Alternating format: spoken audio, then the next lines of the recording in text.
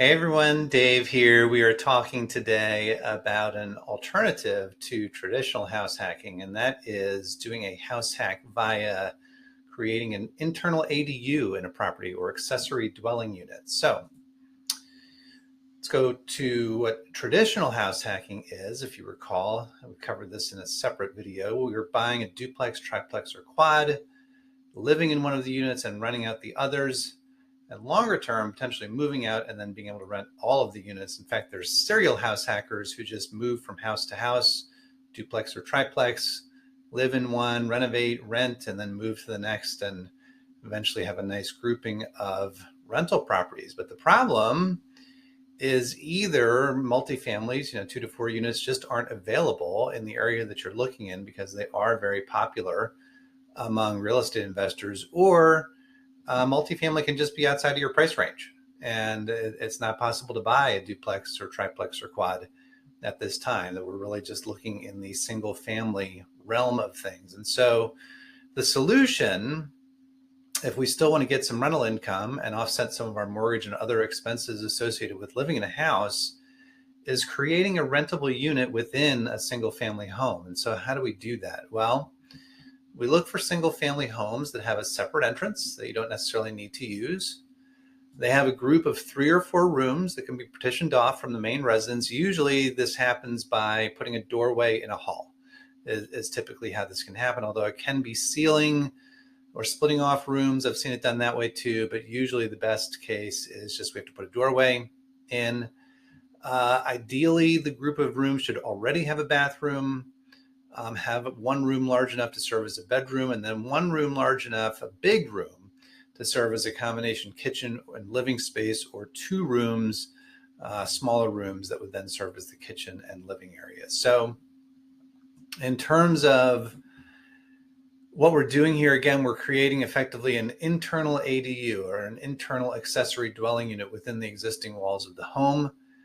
Definitely, before you get too far down this road, you'll want to review the zoning ordinance of the local municipality you are targeting and see what's permissible. Most online code is keyword searchable, although a lot of the code does not use the phrase accessory dwelling unit. So you're going to probably actually need to go in and look and see what's possible to add. If you don't want to spend a lot of time doing this, the zoning office is usually very happy to answer questions up front.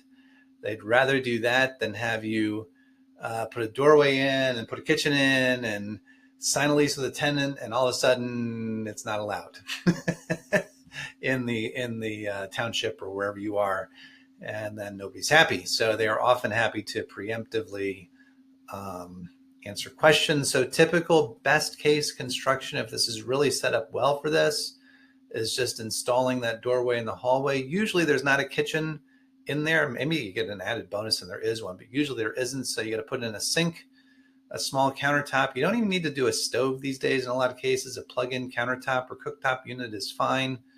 Microwave and dorm size fridge. You can decide whether you're going to include those or ask your tenant to bring those along. Intermediate term is adding a partitioning door, installing a full kitchen. You'd sometimes need a full stove or built-in cooktop if you're going to rent this as Section 8. Cabinetry and countertops, and a full-size fridge. If you've got a nice big space, you want to put in a full kitchen. Or worst case, you're putting, again, that partitioning door, a full kitchen. And if a full bath is not present, you may need to either upgrade a half bath to make it into a full bath, or just add a whole bathroom if it's not there. And again, once we start to get into this kind of intermediate or worst case construction, you've really got to run your numbers and make sure that this makes sense to do. Things to think through if you are thinking about this strategy. We've got a bunch of areas here. Storage.